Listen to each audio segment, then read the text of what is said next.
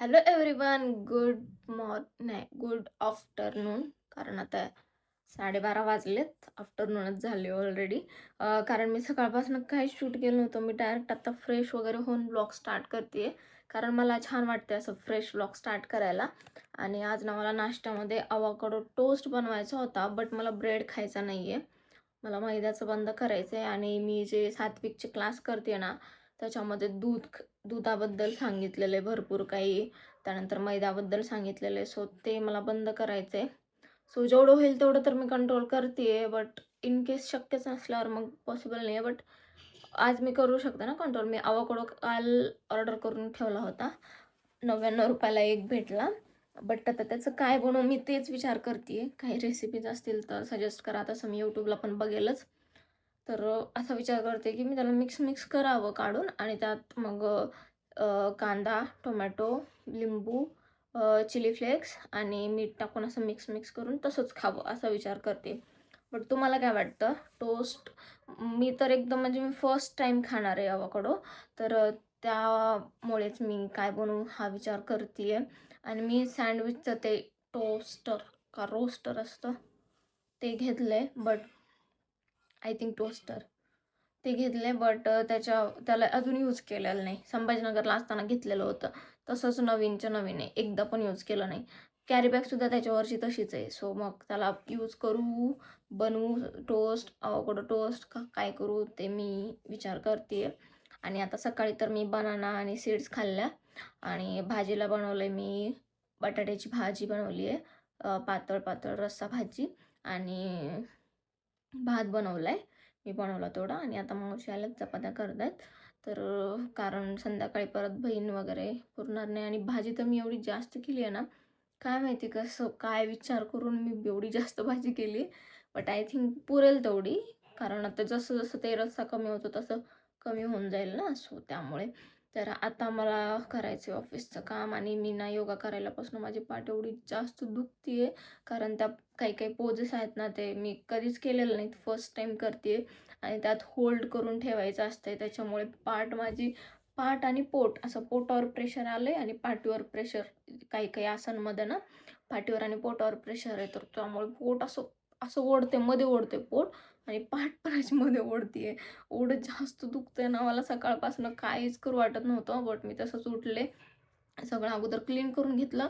आणि यार केस एवढे एवढे बारके बारके केस. आता आमचे तर मोठे मोठे केस आहेत दोघीचे पण. एवढे एवढे बारके बारके म्हणजे केसाचे तुकडे आहेत ते डायरेक्टली. तुकडे पूर्ण घरामध्ये कितीदा पण झाडून घेते. मी लिटरली खरं सांगते 2 वेळेस दररोज झाडून काढायले. तरी पण केस बारके बारके. तरी पण आता मी काय करू? पुसून घेतलं तरी परत तेच कंडिशन. परत तेवढेच केस. म्हणजे मला कळतच नाही मी काय करू? आणि आता माझं ऑफिसचं काम झालं, एडिटिंग वगैरे झाली की मला वॉकिंगला जायच्या अगोदर थोडंसं बाहेर जायचं आहे. तिकडून जाऊन येईल आणि त्यानंतर मग वॉकिंगला पण जाईल. तसं आज माझा कथ्थक क्लास होता. बट मुहूर्तच नाही आहे असं वाटतं मला कथ्थक क्लासला. कॉल केला मी त्या मॅमला. त्या म्हणतायत अजून मी नाही आहे सुट्टी. म्हणजे आता आता मला डाऊट येतोय की कथ्थक शिकणं माझ्या नशिबात आहे की नाही? जाऊ की नाही मी? आणि त्यात माझी पाठ पण एवढी दुखती आहे. त्यात डान्स. यार मी खूप कन्फ्यूज आहे की मी असं क्लासिकल डान्स लावू की नॉर्मल डान्स लावू. बट एक क्लासिकल शिकलं ना कसं एक कला आपल्याकडे येऊन जाते. मे बी इन फ्युचर मी मग कथ्थक क्लासेस पण चालू करेल. हे हे जोक था. मला तर आधी शिकू द्या नीट, त्यानंतर मग क्लास वगैरे बघू. तर गाईज काल जसं मी तुम्हाला बोलले होते की मी 10वीच्या विद्यार्थ्यांनी अभ्यास कसं करायचं, डिप्लोमाच्या कसं करायचं वगैरे सांगते. तर आज मला वाटलं की हा व्हिडिओ शूट करावा की थंबनेल बघून तुम्हाला कळालंच असेल 10वीच्या विद्यार्थ्यांनी अभ्यास कसा करावा. फर्स्टली तर मी माझ्याबद्दल सांगते. मी असा व्हिडिओ कधी बनवलेला आठवत नाही मला, असा कधी बनवला असेल म्हणून. बट मी जो माझा एक्सपिरियन्स आहे, मी जसा अभ्यास केला होता आणि मला 10वीला 95% होते. सो त्या स्ट्रॅटेजीज तुम्हाला मी आज सांगते. सो पहिले तर मी माझी डायरी घेते म्हणजे मला आठवावं लागेल ना, आठवू तुम्हाला बोलावं लागेल. हा व्हिडिओ मे बी काही लेडीज पाहत असतील तर त्यांच्या लेकरांसाठी पण कामाला येईल. आय नो की आता 1च महिन्यावर राहिलेली आहे 10वीची परीक्षा. बट जे कोणी आता 10वीला जाणार असतील किंवा मेन म्हणजे माझी बहीण, स्वतःची बहीण 10वीला आहे आता, मावस बहीण. तर जे कोणी आता 10वीला जाणार असतील किंवा ज्यांची एक्झाम आहे, त्यांच्या दोन्हीच्या काय म्हणतो आपण, दोन्हीच्या दोन्ही त्यांच्या त्या दोन्हींना पण फायद्याचं राहील असं मी सांगणार आहे आज. तर मेन तर आता मला अगोदर आठवू द्या कोणते कोणते सब्जेक्ट होते. कारण मीच आता माझी 10वी होऊन किती वर्ष झाले? 9 वर्ष झाले माझी 10वी होऊन, 2016ला झालेली. सो मला अगोदर सब्जेक्ट लिहून घेते मी. Marathi, Hindi, English, geography, algebra, science 1, science 2. त्यानंतर जॉमेट्री, हिस्ट्री. हिस्ट्रीमध्ये 2 पार्ट असतात ना, मागच्या साईडने एक काहीतरी समाजशास्त्र का नागरिकशास्त्र असं काहीतरी. ते एक्झॅक्ट मला आठवत नाही आहे. बट एवढे सब्जेक्ट असतात, एवढे मला आता आठवत आहेत subject. Marathi, Hindi, English, geography, algebra, science, science 2, geometry आणि हिस्ट्री.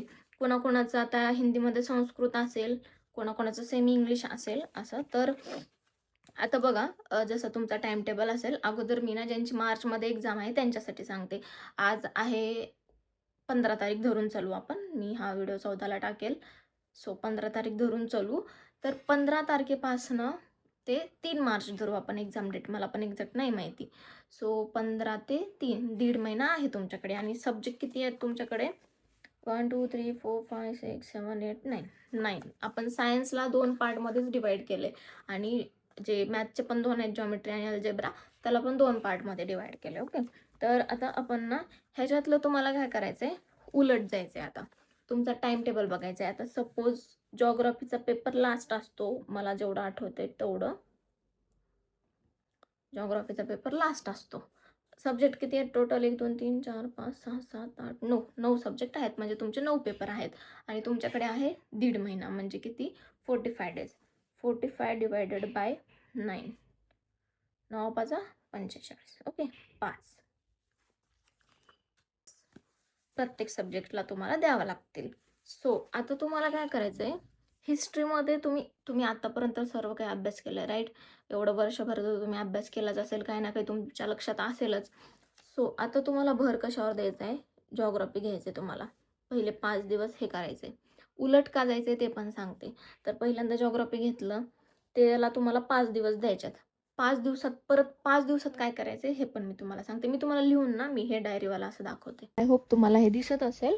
सो अरे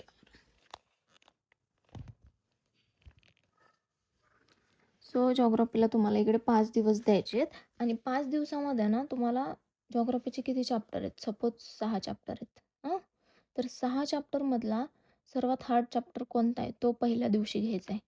त्यानंतर सर्वात त्याच्यापेक्षा कमीवाला तो सेकंडला, देन थर्ड, देन फोर्थ. आणि समजा आता चॅप्टर तर 6 आहेत, 5 4 3, ओके, 2 आणि 1.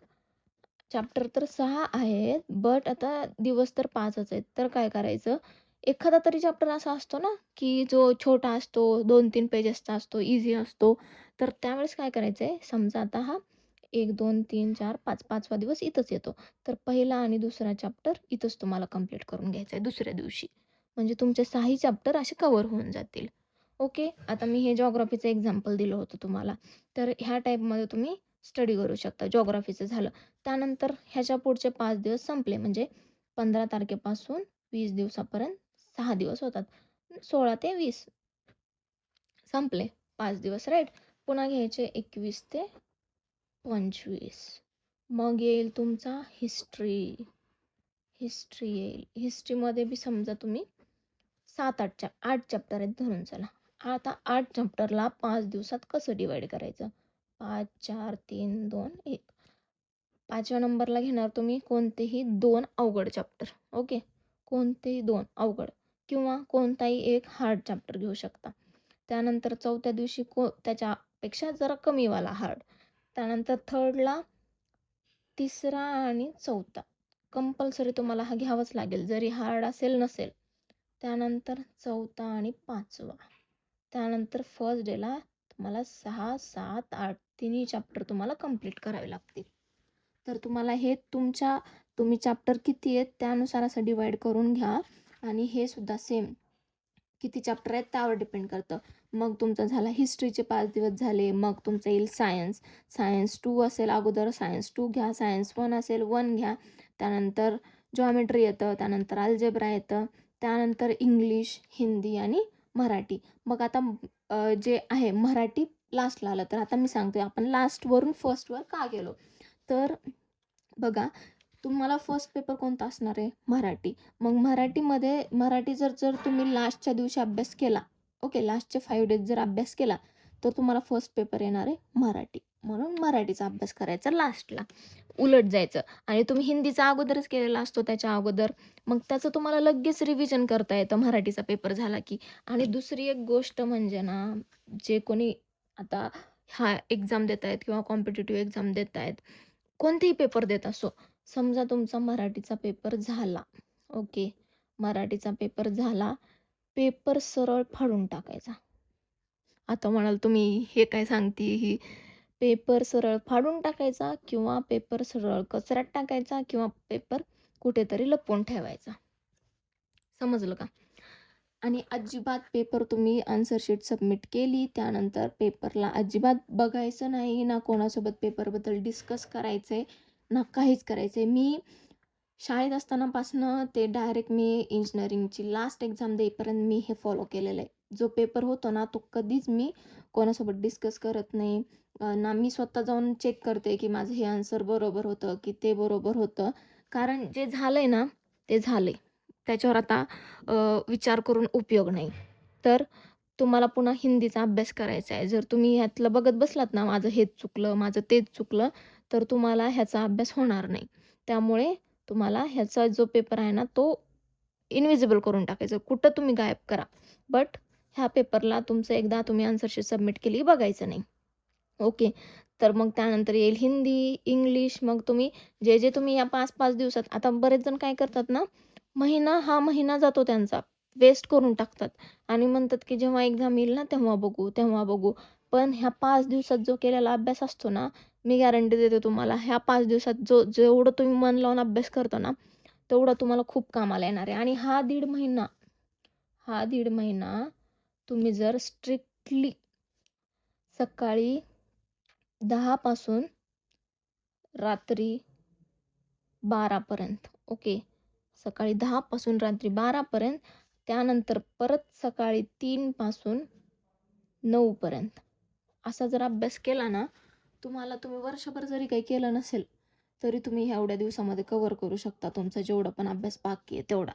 आता हे 10 ते 12 म्हणजे सकाळी 10 AM टू रात्रीचे 12 AM आणि हे 3 AM टू 9 AM म्हणजे झोपायचे तुम्हाला किती फक्त एवढं 1.5 महिना स्ट्रगल करा फक्त. बाकी तुम्हाला काहीच मग गरज पडणार नाही. एकदा 10वीची एक्झाम झाली की मग काय. आणि झोपायचे तुम्हाला 12 AM टू 3 AM 3 तास तुम्हाला झोपायचे. मी वर्षभर एवढं फॉलो केलेलं आहे. तुम्हाला तरी मी म्हणते 1.5 महिना फॉलो करा, बट मी वर्षभर हे फॉलो केलेलं आहे. मी 12ला झोपायचे, 3ला उठायचे. परत 3 पासून नंतर मग अभ्यास शाळेच्या टाईमापर्यंत. मग शाळा झाली की ट्यूशन वगैरे सर्व काही. नंतर परत संध्याकाळी 12 वाजेपर्यंत अभ्यास. हे असं फॉलो करत होते. आता मेन म्हणजे आता हे झालं ज्यांची एक्झाम येते त्यांच्यासाठी, ओके. तर आता ज्यांना एक्झाम द्यायची आहे, जे आता 10वीला बसणार आहेत, जाणार आहेत, त्यांच्यासाठी कसं? तर त्यांच्यासाठी तर मी असं म्हणेल, समजा तुमचं मराठीचं लेक्चर झालं आज. मराठीचं हाफ लेक्चर झालं. आता मला नीट लिहिता येत नाही आहे, मी ट्रायपॉडमुळं अडकते. मराठीचं आज एक लेक्चर झालं, ओके. हा पहिला चॅप्टर होता, तो हाफ कंप्लीट झाला, ओके. हाफ कंप्लीट झाला. तुम्हाला लगेच घरी जाऊन त्याचा अभ्यास करायचा आहे. तेवढा हाफ चॅप्टर वाचा, रट्टा मारा, काय करायचं करा, समजून घ्या. पण तो तुम्हाला त्याच दिवशी कंप्लीट करायचा आहे. म्हणजे दररोजचा दररोज जर तुम्ही अभ्यास केला, तर तुम्हाला परीक्षेच्या पुढं लोड येणार नाही आणि तुमचा अभ्यास आधीच कंप्लीट झालेला असेल. सेम तुम्हाला करायचं आहे हिंदीसाठी, सेम इंग्लिश, जेवढे काही सब्जेक्ट आहेत ना, तेवढ्यांसाठी सेम करायचे. म्हणजे समजा हिंदीचा आज एक चॅप्टर झाला, एक पोएम झाली. त्याला घरी जायचं आहे आणि त्याच्याबद्दल जेवढे पण क्वेश्चन असतील, जेवढे पण जे काही छोटे रिकाम्या जागा भरा असतं, किसने किस्से कहा असतं, सर्व काही जे काही असतं ना, ते तुम्हाला पूर्ण अ, त्याच दिवशी जाऊन त्या कवितेचं सर्व काही शोधून काढायचे, सर्व काही अभ्यास करायचे. आपले डायजेस्ट असतात. डायजेस्टमध्ये भरपूर असे तुम्हाला एक्स्ट्राचे पण क्वेश्चन दिलेले असतात. ते क्वेश्चन करायचेत. इंग्लिशचं तसंच करायचं आहे. मी तुम्हाला सांगते सायन्स वगैरे ते एवढे जास्त ईझी गेले होते ना मला, मी ह्या टेक्निकने काम केलं तर. म्हणजे मी दररोज जाऊन दररोज अभ्यास करायचा. आता समजा माझी शाळा ना 7 ते 12:30 होती. त्यानंतर मी यायची 1 पर्यंत घरी. 1ला घरी आलं, की मी जेवण वगैरे करून 1:30ला जायचे क्लासला. माझा क्लास होता 4 वाजता. माझा मॅथ्सचा क्लास होता 4 वाजता. तर मी 1:30ला तिथं जायचे. का? तर माझा मॅथ हा फेव्हरेट सब्जेक्ट होता आणि 1:30 पासनं क्लास चालू असायचे. म्हणजे दुसऱ्या क्लासेसचे असायचे आणि आमचा 4ला असायचा. तर मी 1:30ला जाऊन तिथं बसायचे आणि ऑब्व्हियसली सरांसाठी पण फर्स्ट प्रायोरिटी 10वीचे स्टुडंट असतात. तर मग मी 1:30 वाजल्यापासून 4 वाजेपर्यंत जे पण एक्स्ट्राचे एक्झाम्पल असतात मॅथचे, जे पण एक्स्ट्राचं काही असतं ते सर्व इथं सॉल्व्ह करून घ्यायचं 4 वाजेपर्यंत. आणि मी असं करायचे 4 वाजता जे क्लासमध्ये होणार आहे ना, ते मी ऑलरेडी सॉल्व्ह करून बसलेली असायचे. 4 वाजता मी पुढचे एक्झाम्पल सॉल्व्ह करायलेले असायचे. जेव्हा सर मी कंप्लीट केलेले एक्झाम्पल घ्यायचे ना, तेव्हा पुढचे एक्झाम्पल चालू असायचे. आणि त्यानंतर मग मी यायचे 5-6 वाजता 6 वाजेपर्यंत घरी यायचे. त्यानंतर 6ला परत मग माझं तिथून पुढं टाईम टेबल चालू व्हायचा, की अर्धा तास मराठी, अर्धा तास हिंदी, अर्धा तास इंग्लिश, अर्धा तास सायन्स असं सर्व काही मी फॉलो करायचे त्याच्यामध्ये. ओके. आणि त्यानंतर मग काय माझं इंग्लिशचा 2च क्लास होते मला. एक तर मॅथ्सचा आणि एक सायन्सचा. सॉरी मॅथ्सचा आणि इंग्लिशचा. मॅथ्सचा असायचा माझा 4 वाजता आणि दुसरा असायचा माझा सकाळी 6ला इंग्लिशचा.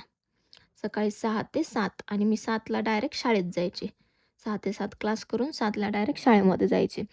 आणि मग तिथून मग पुढं 7 पासून मग शाळा वगैरे आणि हा असा रुटीन असायचा. आणि मग हा जो टाईम होता 6च्या नंतरचा, ओके. ह्याच्यात मग काही होमवर्क असायचा, काही असाइनमेंट असायचे, ते पण करावं लागायचं ना. तर मी ह्याच्यासाठी स्पेसिफिक टायमिंग द्यायचे 6 ते 8. 6 ते 8 मध्ये माझे जे पण असाइनमेंट वगैरे असतील ते सर्व या वेळेत कंप्लीट करून घ्यायचे. आणि त्यानंतर मग 8च्या नंतर 8ला एकदा जेवण करायचं आणि 8 पासून मग 12 पर्यंत कंटिन्यू मग हे अर्धा-अर्धा तास सर्व सब्जेक्ट मी कंप्लीट करत बसायचे. इकडे दिसतायत ते. आणि मग जेवढे होतील तेवढे 12 पर्यंत. परत 3ला नाहीतर 4ला उठायचं आणि परत राहिलेले सब्जेक्ट पूर्ण करायचे 6 वाजेपर्यंत. सो असा मी स्ट्रिक्टली हा शेड्यूल फॉलो केला होता 10वीला. तेच तुम्हाला मी जशास आज सांगितलं आहे. मला असं वाटत होतं भरपूर दिवसापासून मी हा व्हिडिओ बनवावा, तुमच्या पण कामाला येईल.